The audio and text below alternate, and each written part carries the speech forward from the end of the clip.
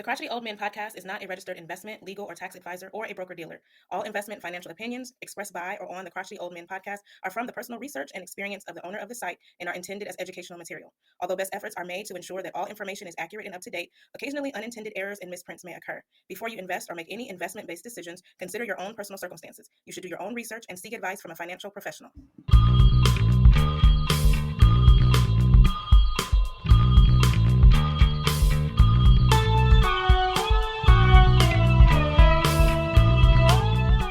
Well, hello, good day, good afternoon, good morning, depending upon what hemisphere you're in. Greetings from another episode of the Crotchety Old Men podcast.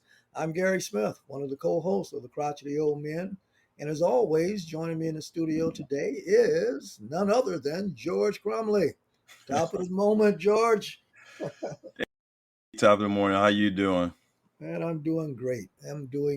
As always, George, I'm excited. Every time we have the podcast, I'm excited not only as a host, but I'm excited always as a guest too, because I'm taking notes like the rest of them. Absolutely. I mean, that's the fun of this, that not only are we exploring different avenues of financial stability, but we're also learning ourselves because, we don't know everything. Everybody doesn't, that's why information is so important and so key. And it's so important to share information because, I mean, it's something that's, very minute that you may not know, but that may help you on a day-to-day business perspective. So, yeah, just keeps getting gooder and gooder every day. You got that right. Absolutely. And, it's stem from a conversation you and I was having previously about business and things of that nature. And, we kind of decided that we would chop it up today and talk about business basics, and what do you think? Think that'll be a Oh, good topic to talk about? oh yeah, absolutely. I think that's always a good topic to kind of gravitate back to because of the fact that I think sometimes we miss it. We look at business this glamorous thing, but at the end of the day, the purpose of having a business is to make money, and to make money so that you can do the things in life that you want to do. So it's so important that you properly structure your business so that it is, making money because nobody wants a failed business. So it's important that you go through the steps, they as minute as they may seem, but they are so important that you document and that you understand exactly what you're doing and you can see what you're doing. So yeah, I think this is a very important topic, very important. All right. Well, hey, let's just dive right on in today, brothers. Let's just make this thing happen, make it do what it do, right? Do what it do. Absolutely. Well, Absolutely. with anything, we all know that you got to have a solid foundation. If you're going to build anything, whether it's a business, a relationship, or what have you, it's only going to be as strong and or as sturdy as that foundation is. And I believe what we're about to share with our audience today in terms of business basics is about specifically the building of a business, but more importantly, establishing that foundation. And a lot I like to say is in terms of that is having a proper mindset. And George, you and I, with our experiences and things of that nature, as we had discussed in another conversation, that a lot of the things that we're going to discuss, although they may not have were taught in school, which they should have been, like balance of the checkbook, for instance. But these certainly should be some classes that I say should be recommended as a college course. Whether you're going to specialize in business or not, you should be taught some of these business basics. So, George, let's kick it right on off. What would you say would be some of the basics in building a foundation? Well, I mean, the first thing is a balance sheet. I mean, you got to know where you are. It's a plan. And it's say if you don't know where you're going, how are you going to know when you get there? So Right. a balance sheet kind of gets you in that direction. You gotta know, what's coming in, what's going out. You got to know where you can cut, where you can add, and a basic balance sheet will do that for you. hmm Absolutely. And the balance sheet doesn't lie. There's a story behind the numbers in it. Now, if you don't balance, that means that you either made a mistake or you misled or you're misleading yourself because balance sheets, that's where it gets its name from. It should balance. And what is a balance sheet? Well, I'm going to tell you. The formula for a balance sheet is your assets equals your liabilities plus interest or shareholders' equity, as they like to say it. That's the formula for a balance sheet. Now, of course, we don't have enough time here on this podcast to take you through all the intricacies of a balance sheet. But what a balance sheet does do is that it gives you a snapshot of a particular period in time in your business, in your life, whereas that you can take a look at your business, George says, and you know what cash flows are going, where they're coming from, what is costing you to be in business, and so on and so forth. What are your liabilities, things that you owe, and things that you may think is a liability and come to find out that is an asset, and vice versa. So it gives you a whole lot of information, not only for yourself, as George said, as a plan, but it also positions you to garner interest in your business from others, whether it be a lender or maybe an investor. Because that right, George, it shows people to whether or not you're being profitable or not, or whether you're a good manager of money. Well, yeah, and a lot of that starts at home. I mean, if Mhm. you're doing your if you're maintaining a household and you don't know where the money is going, how are you going to fix anything when there is a shortfall? You've got to know where the money is going. I mean, they call them budget books, but budget book is P&L. I mean, it's going to still give you all that information, money coming in, where the money's going out, and in case you have to cut, you can look at it at a glance and say, okay, I'm spending too much money on the cable bill. I'm spending too much money on the cell phone bill. I need to put more in savings, and maybe this is where I need to cut or add to. And you got to look at a business the same way. Maybe if it's a food business, maybe I'm spending too much on, paper goods and napkins and tablecloths, and I got to cut there, or, because I need to increases on, meats and vegetables, and, because we've got more people coming in.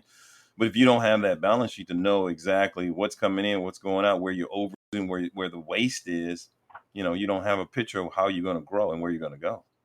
Absolutely, absolutely. And I would be remiss if I didn't say this also, that the balance sheet is just one component of a full, complete financial statement. You have the other two components. George just mentioned it, your P&L, your profit and loss statement, sometimes referred to as your income statement. Names that mean the same thing. Okay, and it shows whether or not you're making money or losing money. And then, of course, there's your cash flow statement. Exactly where is that cash going? I mean, we think about households. You get paid, whether you get paid in a month or at the end of the week, what have you, and there's just a bucket of money coming in, and that bucket got a lot of holes in it called creditors and debt collectors or what have you.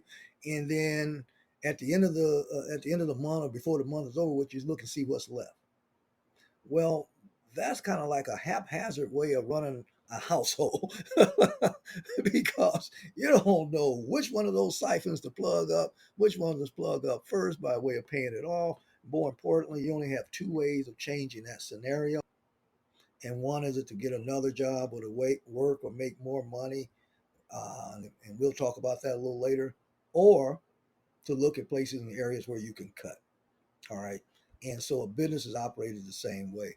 And I believe it's because of this lack of information that we're not either privy to. Some of it's our fault because we also have to educate ourselves. We can't allow or expect someone else to educate us.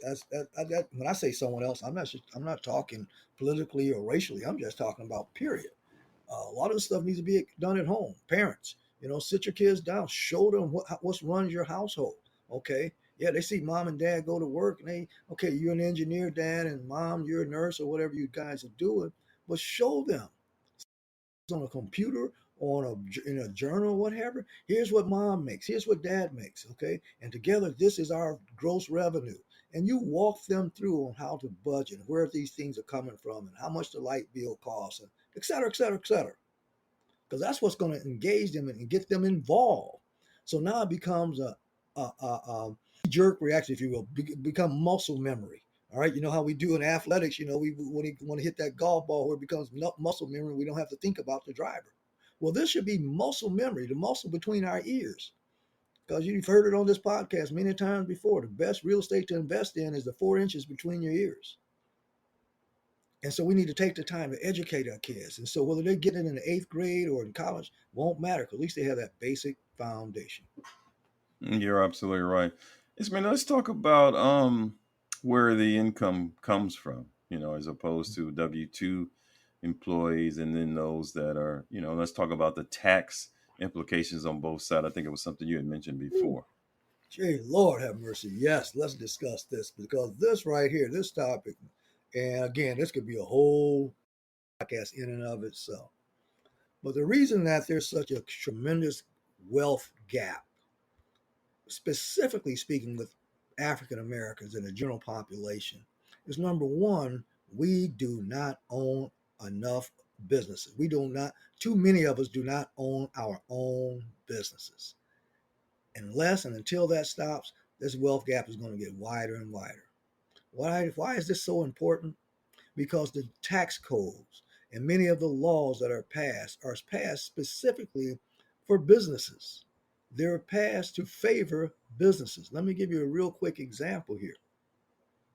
Too many of us receive our income from wages, tips, bonuses, salaries, and commissions. One of five of those areas, majority of black people fall into one of those five areas. All five of those areas are taxed at the highest possible tax bracket. Why? Because those are W 2 and W 9 income. On the other side of that are businesses, companies, wealthy individuals, primarily who receive their monies in these fashions. They receive it in royalties, interest, rents, and receipts. And those, if they're taxed at all, at the most, they're only taxed at 20%. So you see, we'll miss out on so much if we don't position ourselves to win. And that's where it begins, George. It's interesting because, as we talk about this, I think about, when we first started the podcast, we were saying the exact same thing. So what does that tell you? Things don't change. I mean, it's basic. Um, and this is the information that you have to seek. I mean, understanding these kind of things. The tax code, it all comes back down to the tax code. How you're treated, how your money's treated, because what's left, because we get his money first. So what's left after that is what you're going to have. So obviously, it's best to minimize as much as you're going to give to the tax or to the federal government as possible. And that's one of the things that we have to keep in mind. That's what we've been saying from the beginning. Own a business, some kind of business, so you can take advantage of the tax code. It's not a cheat. It's the law. It's what's available. I mean, and it's available to you. And you shouldn't short yourself on that. Investigate that, know that, what you can write off. If you're a real estate agent and you're out showing houses and you got to fill up your tank, know that you can write off that gas, write off that mileage. If you stop to buy your clients a cup of coffee, understanding that you can write that off also. Those are kind of things. But if you're just not in business and you're driving to your next appointment, can't write that off, and you stop because you're hungry and you buy yourself a cup of coffee and a donut, you can't write that off. So yeah, I mean, those are the things that you need to keep in mind. They, as simple as they sound, at the end of the day, it's what's going to put more money in your pocket. Absolutely. And how you keep those records, again, if you have a business, I don't care if it's a one-man shop, mom and pop, or you got 100 employees, you need to track and follow the money, having a balance sheet, because this is your report card. It's not your credit, it's your balance sheet. If your balance sheet is strong enough, your credit won't matter. Yeah, it has some importance, don't get me wrong here, but it's your balance sheet. How strong is your balance sheet? Is it showing others that your company is profitable enough to invest in or to even consider a real company? So when we do, and all businesses operate on a certain amount of debt at a certain period of time in their development phase. That's the whole purpose of banks. But when you got your own business, you have a voice in your community.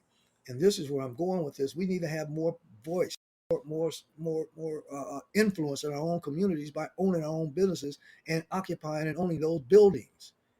It's ludicrous if you have let's say edibles type companies. I'll just pick on that one for right now, for lack of a better company. You're doing edibles or whatever, and you're leasing office space from somebody when you should be owning that space.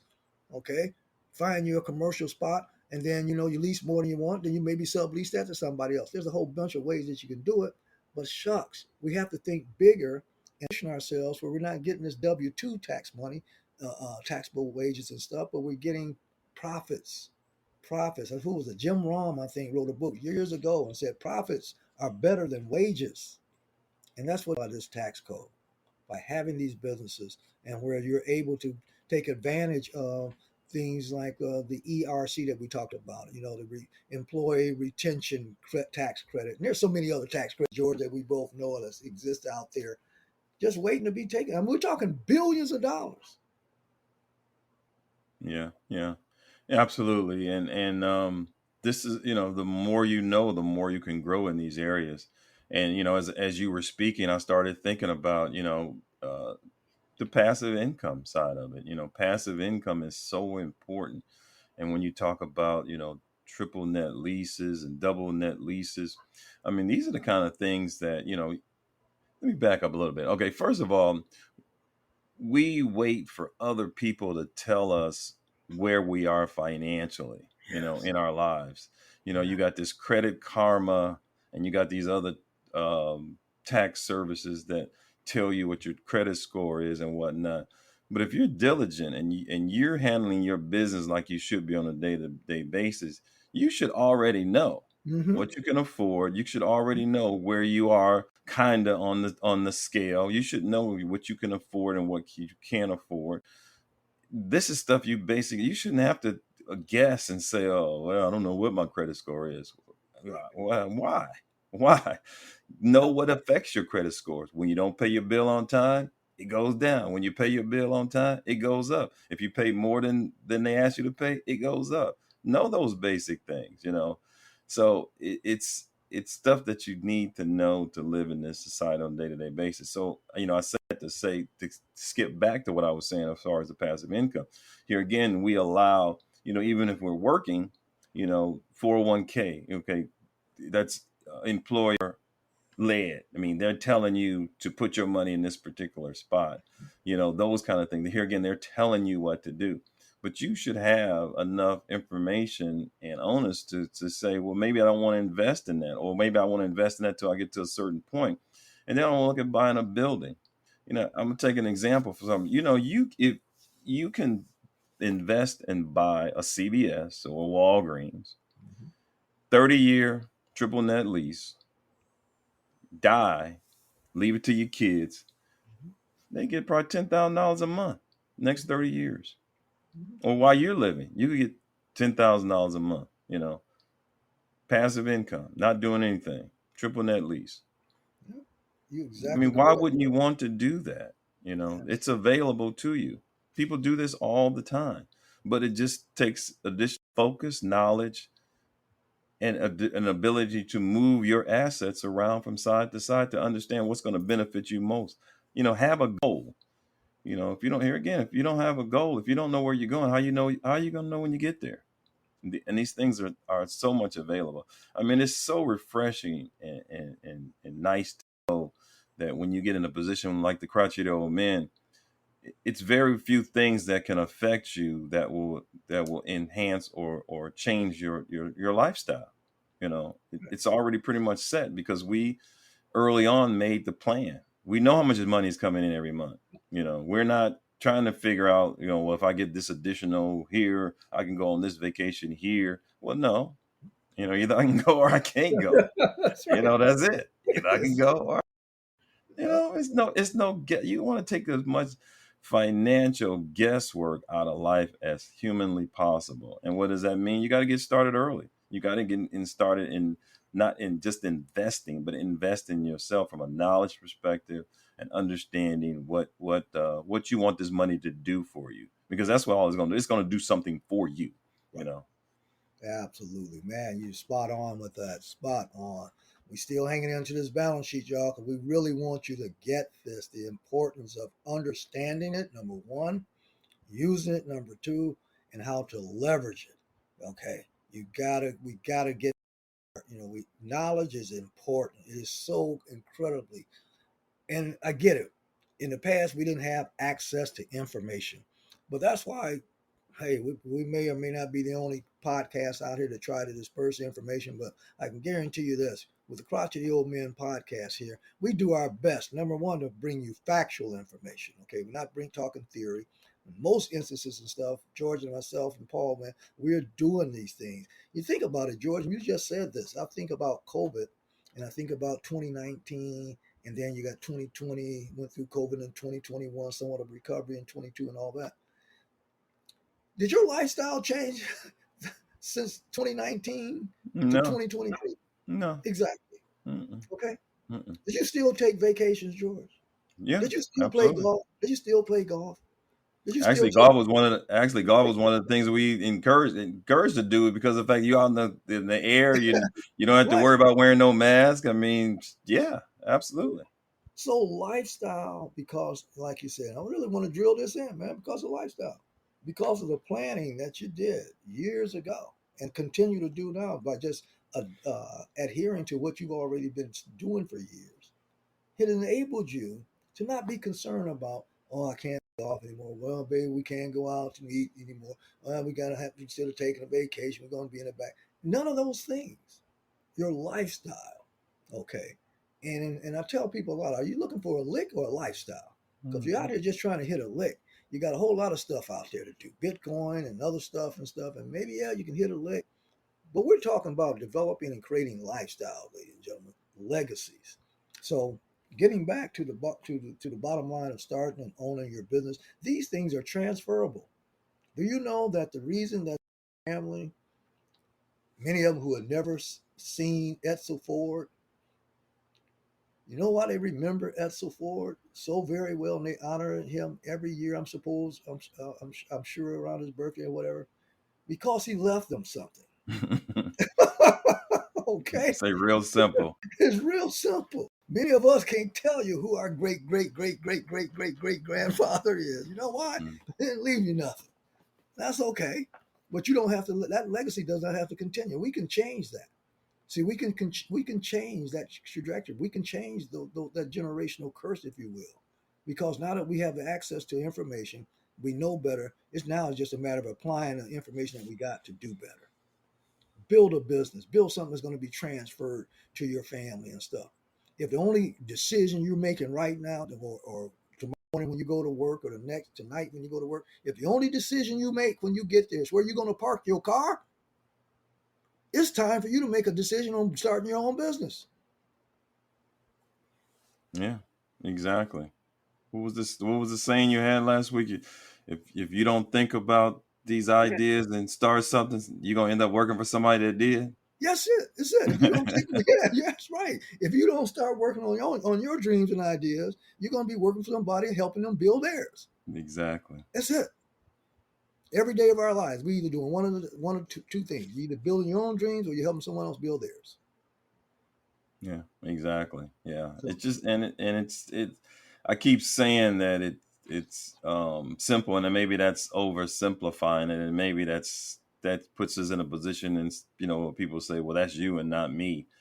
But, if you go back and listen to some of our earlier podcasts, we talk about that, how to save your money, how to start building towards these things, because it's an everyday thing. It was as easy as, them quarters that you was putting in that coin jar, or, every time instead of buying your lunch and spending $12 and $15 a day, you're carrying your lunch and you're only spending $1.25, or how that $25 stays in your pocket all week long. But I mean, if you go back and listen to some of our earlier podcasts, you'll see a lot of that stuff. And basically, those are the kind of things that we did. It found sounding funny or whatever. But, it's gotten us to a position now where, we don't even worry about it. We don't even think about it. We just do, like you said, we've created a habit where we can do as much as we want to do and when we want to do it. It's not I don't know. Let me think about it. And you don't have to really be a millionaire, as people think, to be able to do these kind of things, because a lot of this stuff is just going to be by putting yourself in a position where you have access to a lot of different things that's going to allow you to enjoy your life to where you want to be. Like we talked here again about your credit score. Credit score don't cost you no money, but credit score can make you a lot of money. a lot of A money. lot of money, because people are gonna offer you money all day long. We talk about that too, using other people's money. You know, Yes, sir. I can use Chase money or Wells Fargo money for 30 days and don't pay any interest on it and pay them back their money and keep on keeping on because I got a good credit score. Mhm. I ain't touched my money. I left money in the bank. I used their money for 30 days. No Absolutely. interest, paid it, did what I needed to do, and I'm good. And that's just things like that. Yes, sir. And lingo, that's just a reverse bridge loan. Use their Exactly. loan and keep the arbitrage, the spread, the Exactly. difference. Exactly. That's Exactly. You yeah. And know, these, yeah. Go ahead, George. Go on. Go on. building yourself with the whole life insurance policy. I mean, that's another thing.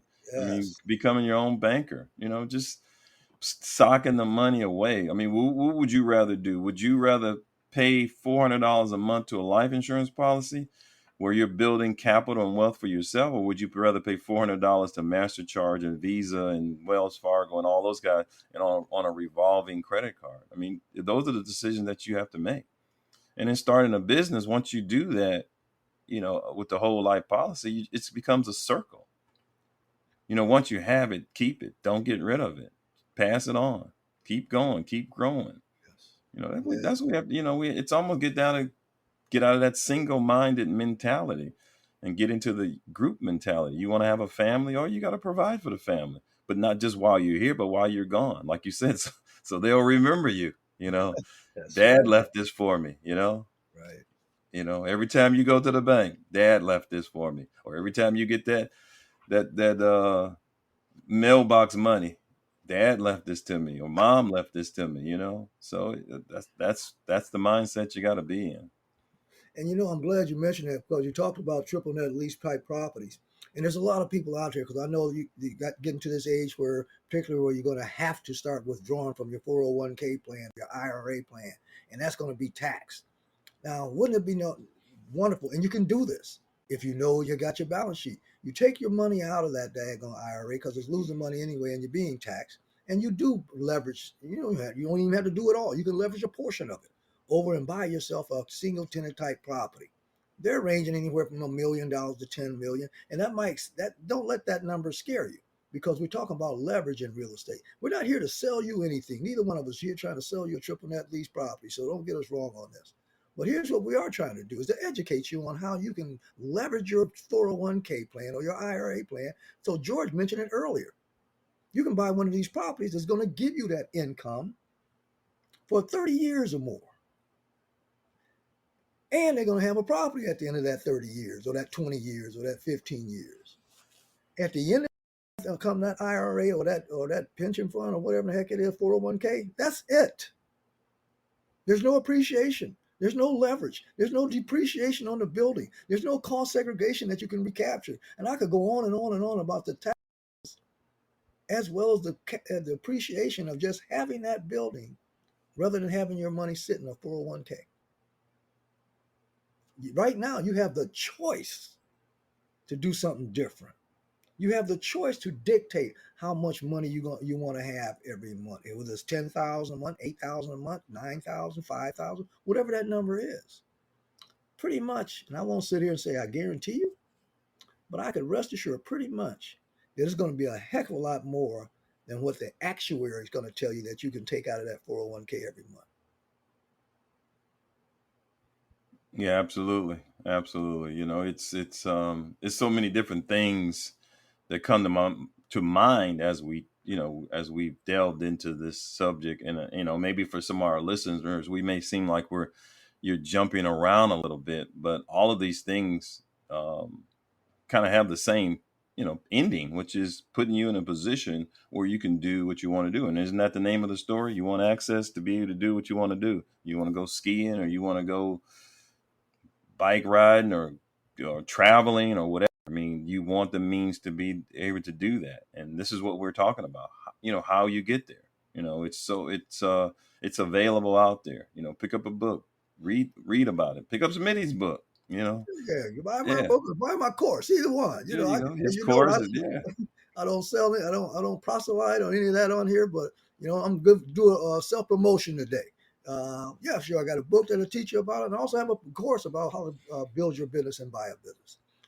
So at the end of this broadcast, you'll hear our disclaimer, and you'll hear maybe a pitch about it. But info@swanmoney.com. The website is www.swanmoney.com.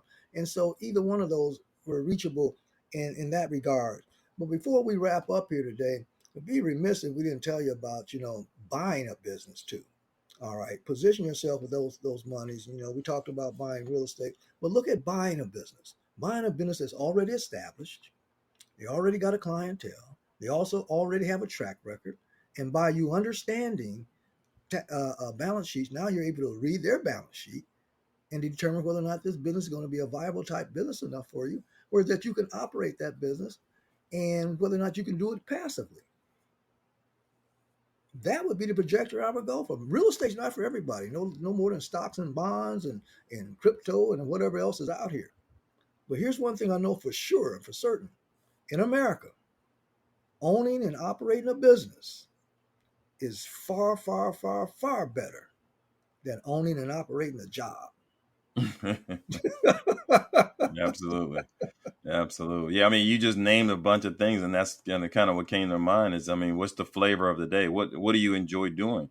There's so many different types of investment, and investing in yourself and getting the knowledge, wisdom that allows you to move to the next space. I mean, maybe you start small with some of the other things, you jump into real estate, then you jump into the business, or you jump straight into the business. Whatever the flavor is, it's whatever but you have to set up a plan. You got to have a plan. And we talked about that in one of the podcasts. Have a plan, work towards your plan, have a goal, work towards your goal. It's not any of this, what is my yearly resolution? How many, of those things I'm going to break and make and do all over again. I didn't have the same plan since I can remember. And that plan was retire at life. That was my plan when I was 17, 18 years old. I'm going to retire when I'm 35. Did I make that goal? No. Did I keep that goal? Yeah. Did I eventually retire? Yeah. Am I doing everything I would do? Yeah.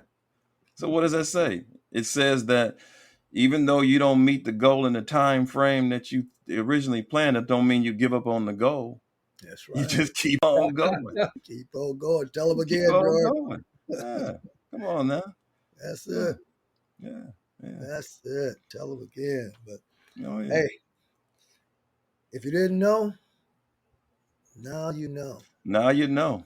But hey, man, before we get out of here, you gotta have your word. I'm not gonna let you get out of here, but I'll give them some kind of word out of one of these books. Hopefully, we've shared some information today that they can help. They can kind of pick apart. If it's just one thing out here that comes to mind that hits you home, then great, we've done our job. Come on, Smitty, give us something to go home with. Make sure you let us know too how you feel about our program too. Good to get some feedback sometimes. Yeah, shoot us an email, crotchetoldmenpodcast@gmail.com. Anytime we answer your emails, definitely send us some feedback. Let us know. Definitely, we'd like to know. We want to keep our program fresh, and enlightening, and inspiring, and informational. So, on that note, here's the quote for the week: "Risk is inevitable, but fear is a choice. Don't let fear hold you back. Don't let fear hold you back from taking a calculated risk and pursuing your dreams and pursuing your goals." There you go. Always say on the Crotchety Old Man, hey, if you didn't know, now take care. All right, peace.